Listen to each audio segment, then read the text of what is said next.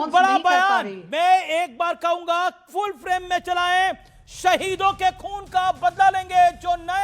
जो मुजतबा खamenei, जो ईरान के नए सुप्रीम लीडर हैं, उनका बयान हॉर्मुज़ स्ट्रेट बंद रहेगा और बंद ही रहना चाहिए, क्योंकि हमारे बच्चों को मारा गया है, हमारे नेता को मारा गया है। ईरानी बच्चों की मौत का बदला लेंगे। यह लड़ाई अब और भीषण होने जा रही है, क्योंकि हॉर्मुज़ स्ट्रेट बंद करने की बात अब ईरान ने ऑफिशियली कह दी है कि हम उसे नहीं खुलने देंगे। हालांकि भारतीय शिपों की मूवमेंट की कुछ खबरें आ रही हैं और बाकी कुछ देशों की शिपों की मूवमेंट की कुछ खबरें आ रही हैं, लेकिन यह बड़ी डेवलपमेंट है, यह बहुत बड़ी डेवलपमेंट है और यह सीधा सीधा एक बड़ा मैसेज है, यह बहुत बड़ा मैसेज है अपने तरीके से। This is a very big international story right now. पहली बार एड्रेस किया है अपनी जनता को और खुल के बोले हैं बदला ही होगा, शहादतों का बदला लिया जाएगा। बहुत बड़ा स्टेटमेंट है। स्टेट ऑफ हॉर्मुज़ स्टेट को बंद करने की बात कही है और मिडिल ईस्ट कंट्रीज में खतरा बरकरार रहेगा, यानी वहां पर भी अटैक्स होते रहेंगे। हमने दुबई एयरपोर्ट पे, मरीना बिल्डिंग पे अटैक होता हुआ देखा, बहरेन, कतर, दोहा, यहां अटैक होता हुआ देखा। सऊदी भी सुरक्षित नहीं है, यानी मिडिल ईस्ट खाड़ी देशों के लिए संकट अब और बढ़ेगा। यहां से दुनिया में तेल का संकट और बढ़ सकता है, लेकिन भारत की स्थिति काफी मजबूत है। लगभग 70-75 दिनों का तेल हमारे पास है, हमारी को ऐसी कोई दिक्कत नहीं है। मैं फिर बोलूं, हमें इंडियंस को पैनिक मोड में आने की जरूरत नहीं है। Modi has managed well, okay. और जहां तक एलपीजी की बात है, उसकी कहीं और से सप्लाई लगातार भारत की सरकार कोशिश कर रही है हो जाए, और पीएनजी की कोई समस्या नहीं है। आरजू Kazmi, how you read this statement? Aarzoo Kazmi, being a veteran journalist, how do you read it? देखिए, no, this is big one. देखिए, ईरान जो है वो ना तो कह लीजिए कि डरेगा ना पीछे हटेगा, और जिस तरह से ईरान ने जवाब दिया है वो किसी की उम्मीद में नहीं था, क्योंकि जाहिर है पहले गल्फ कंट्रीज जो हैं या जितनी भी और कंट्रीज हैं वो डेफिनेटली ट्रम्प के आगे या अमेरिका के आगे झुकी रहती हैं, उनकी मर्जी से चलती हैं। लेकिन ईरान जो है बहुत टफ साबित हुआ है। ईरान ने जिस तरह से जवाब दिया है उसकी उम्मीद तो कोई भी नहीं लगा रहा था। और इस वक्त फिर मैं फिर पाकिस्तान की बात करूंगी कि पाकिस्तान को बहुत सोचकर अपनी पॉलिसीज बनानी होंगी, क्योंकि हम ईरान से मजीद झगड़ा नहीं ले सकते। पहले ही हम अफगानिस्तान के साथ इस वक्त मुश्किल में। अभी तो आपके प्रधानमंत्री सऊदी गए हुए हैं, अर्जेंट दौरे पे सऊदी चले गए हैं, खबर हमारे पास ये है। क्या करने गए हैं? देखिए, वहां पे कहा यही जा रहा है कि इसी बारे में बात करने गए हैं, गल्फ कंट्रीज के बारे में बात करने गए हैं, और जो ईरान से अटैक्स चल रहे हैं उस पर बात करने गए, क्योंकि डिफेंस पैक्ट के कर बैठे हैं। You are a veteran journalist, you are a senior journalist, आपको भी लगता है कि पाकिस्तान के निपटाने से निपट जाएगा? मतलब वो आपके प्रधानमंत्री साहब अपनी चीजें निपटा लें तो बेहतर होगा। शहबाज शरीफ, देखें सऊदी अरेबिया ने अगर डिफेंस पैक्ट किया तो वो बुला के पूछेंगे तो सही ना इनसे कि हमारे ऊपर अटैक्स हो रहे हैं, तब आपने क्या करना है? आपने अपने ट्रूप्स भेजने हैं, आपने ईरान से बातचीत करनी है। कुछ लेने गए होंगे शहबाज शरीफ? नहीं सर, मुझे नहीं लगता इस वक्त कुछ लेने गए हो, वो एक अलग सिलसिला चला करता है, उसके लिए इनको जाने की जरूरत नहीं पड़ती है। हाँ, वो तो फोन पे भी मिल सकता है। लेकिन बाकी सारी बात ये है कि जाहिर डिफेंस पैक्ट किया तो वो कुछ तो पूछेंगे कि भाई आप कब आ रहे हैं, आप ईरान को कैसे रोकेंगे। और ईरान को रोकना कोई मजाक नहीं है, ये ऐसा नहीं हो सकता। जिस वक्त डिफेंस पैक्ट किया था उस वक्त ईरान मैं अपने इंडियन गेस्ट से माफी चाह रहा हूं, मैं थोड़ा मतलब हमारे इंडियन गेस्ट भी जानना चाह रहे हैं, आप सबको कैसे खुश रख पाएंगे? ऐसा कैसे सबको हम खुश रख पाएंगे? आप पाकिस्तान खुश रख पाएगा, अमेरिका को भी पाकिस्तान खुश रख पाएगा, सऊदी को भी पाकिस्तान खुश रख पाएगा, रशिया को भी पाकिस्तान, सबको खुश कैसे रख पाएगा? ईरान को भी कैसे खुश रख पाएगा? सर, ये अभी तक जो चीजें सुनने में आई हैं या देखा गया वो ये कि ईरान से रिक्वेस्ट की गई है कि वो सऊदीया पर अटैक ना करे, और जाहिर है उसमें पाकिस्तान की, क्योंकि अभी ईरान के साथ बातचीत है तो इन्होंने रिक्वेस्ट तो कर दी है, लेकिन ईरान मानेगा या नहीं ये और बात है। पर लेकिन ये भी जाहिर है कि बहुत मुश्किल काम है। पूरा यूरोप कह रहा है वो नहीं मान रहा, ईरान ट्रंप कह रहा है नहीं मान रहा, शहबाज शरीफ की बात मानेगा?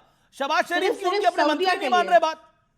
सर, सिर्फ सऊदीया के लिए पाकिस्तान रिक्वेस्ट कर रहा है, बाकी कंट्रीज के लिए नहीं। लेकिन अभी तो जाहिर है कि ईरान को रोका जाएगा सर, यूएन में भी बात चल रही है और जगह पर। लेकिन आरजू आप चाह रहे हैं, आपके प्रधानमंत्री चाह रहे हैं कुवैत पे अटैक होता रहे, बहरीन पे अटैक होता रहे, ये भी सब इस्लामिक मुल्क में, सऊदी बच जाए, क्योंकि मैं जानता हूं उससे जकात जिसे कहते हैं, फंडिंग जिसे कहते हैं, पैसा जिसे कहते हैं, मिलता है। नहीं सर, डिफेंस पैक्ट हमने सिर्फ सऊदीया के साथ किया हुआ है। अगर बहरीन, ओमान, कतर, कुवैत से किया होता तो शायद उनके लिए भी काम कर रहे होते, लेकिन इस वक्त सिर्फ अब सऊदीया देखिए, के साथ कर रखा 10 है। दिन हो गए, 10 दिन हो गए सऊदी को ईरान मार रहा है। क्या कर लिया पाकिस्तान ने? पाकिस्तान तो मतलब क्या कर लिया पाकिस्तान के प्रधानमंत्री ने, हम सब जानते हैं ना। सर उन्होंने यही किया है कि अभी तक उन्होंने ईरान को सिर्फ रिक्वेस्ट की है कि वो सऊदीया पे अटैक ना करे। साथ ही साथ सऊदीया ने भी ये कहा है कि जी उनकी एयर स्पेस और बाकी चीज़ें जो है वो ईरान पे अटैक करने के लिए इस्तेमाल नहीं होंगी। तो जहां तक अपने आप को बचाने की कोशिश कर रहा है पाकिस्तान, तो देखते हैं कहाँ तक कामयाब होते हैं। लेकिन ये जरूर है कि बाकी कंट्रीज भी इस वॉर को रोकने जी की जी कोशिश कर रही जी है और जी ट्रंप भी जी। भागने की कोशिश कर रहे हैं। एंड आपकी एक लाइन के अंदर आप इंडिया को कैसे देखती हैं? इंडिया को कैसा देखती हैं एज पे यू? सर इस वॉर को लेकर मेरा ख्याल है कि नहीं नहीं, इस मैं वक्त ओवरऑल इंडिया की बात कर रहा हूं, कैसे देखती हैं? Do you think India is in strong position right now?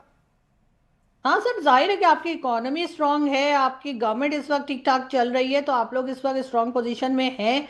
और जैसा कि मोदी जी जो हैं वो इसराइल से भी बात कर रहे हैं, ईरान के साथ भी आपके टर्म्स हैं। तो इस लिहाज से तो आप एक स्ट्रांग कंट्री के तौर पे सामने आए हैं, और मेरे ख्याल है एक पॉजिटिव रोल जो है वो डेफिनेटली भारत जो है वो अपना प्ले कर सकता है।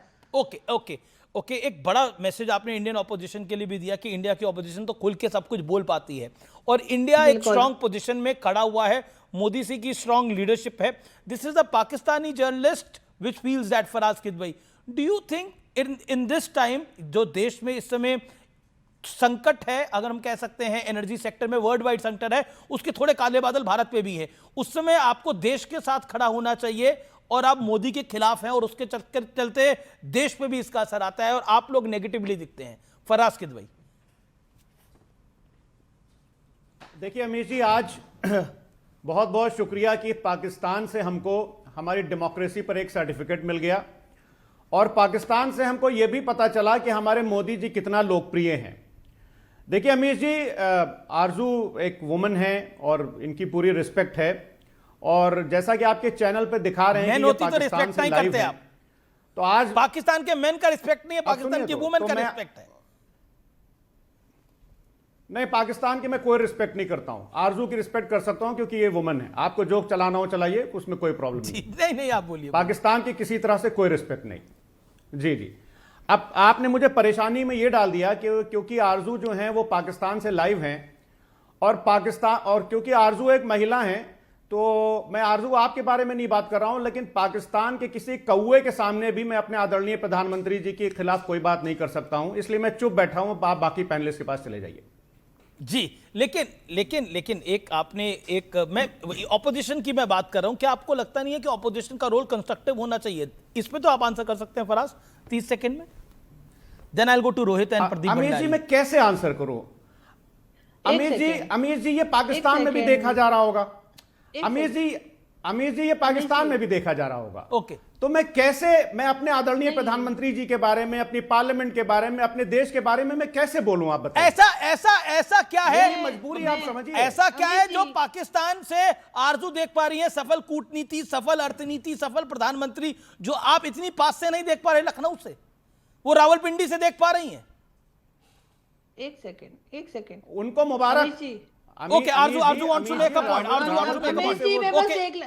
Okay, Arzu make your point. Then I'll go to Pradeep Bhandari. मैं सिर्फ ये कहना चाह रही हूँ कि आई रिस्पेक्ट आपके जितने पैनलिस्ट हैं, मैं सबकी रिस्पेक्ट करती हूँ। मुझे से कोई फर्क नहीं पड़ता कि इंडिया से है कि पाकिस्तान से। मैं यहाँ से चली जाती हूँ ताकि आप लोग आराम से बात कर सके। मेरी वजह से प्लीज आप लोग अपना शो को जो है प्रॉब्लम में ना डालें। नहीं, मैं जा रही हूँ। नहीं, थैंक यू सो मच। नहीं, थैंक यू सो मच। मैं चाहती हूँ आप लोग बात करें। It's a pleasure having you Arzoo Kazmi. Thank you so much, Thank आप you. हमारे साथ जुड़े, आपने अपनी बात को रखा। ओके, अब मैं रुक करता हूं सोमनाथ भारती का। सोमनाथ भारती, आपने सुना पाकिस्तान से थी आरजू काज़मी, उन्होंने क्या बात रखी। क्या आपको लगता है कि पैनिक ऑपोजिशन के लिए एक टॉनिक है? That's the point.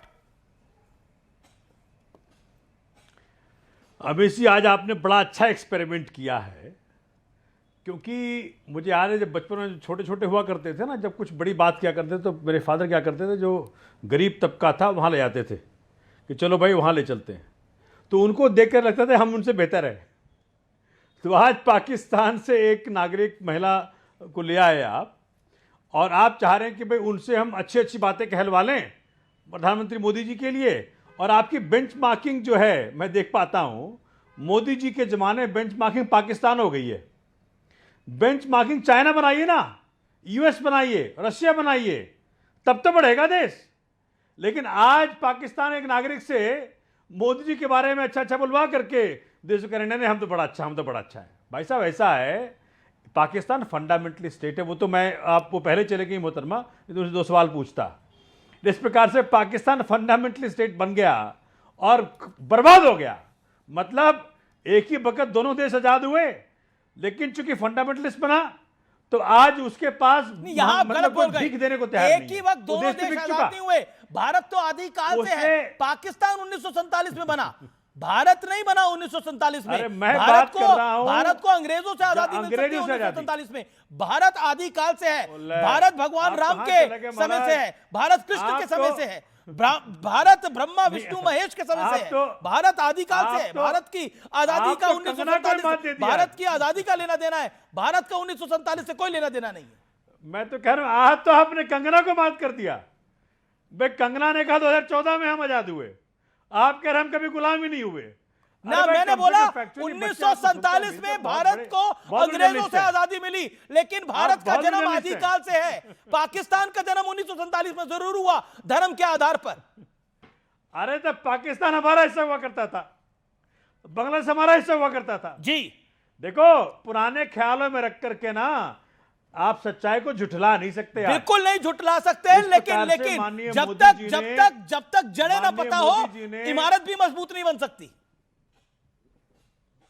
बिल्कुल ठीक कह रहे हैं, आपसे बिल्कुल एकदम सहमत हूं। लेकिन जिस प्रकार से माननीय मोदी जी ने युद्ध के 2 दिन पहले इजराइल जाकर के और तमगा पहना, उस दिन फैसला हो गया था कि माननीय मोदी जी ने ईरान को बता दिया है, दुनिया को बता दिया कि भाई मैं इजराइल के साथ हूं। नंबर 2, आज जो आप बता रहे हैं कि भैया किस प्रकार से हमारा एक जहाज वहां से निकल के आ गया, तो 2 फैक्ट आपको बता दूं माननीय अमित जी और आपके जरिए आपके दर्शकों को। पहला फैक्ट कि उस जहाज पे भारत का झंडा नहीं था, और दूसरा फैक्ट कि भारत सरकार ने ही अभी तक कोई क्लैरिटी नहीं दी है कि क्या ईरान से हमारा पैक्ट हो गया है। कई चीजों को समझ लेना चाहिए। भारत की सरकार नपा तोला हुआ बोल रही है, उसके 2 बड़े कारण हैं। अगर आप नेता होके फॉर्मर मंत्रियों के नहीं समझ पा रहे तो वो अलग बात है।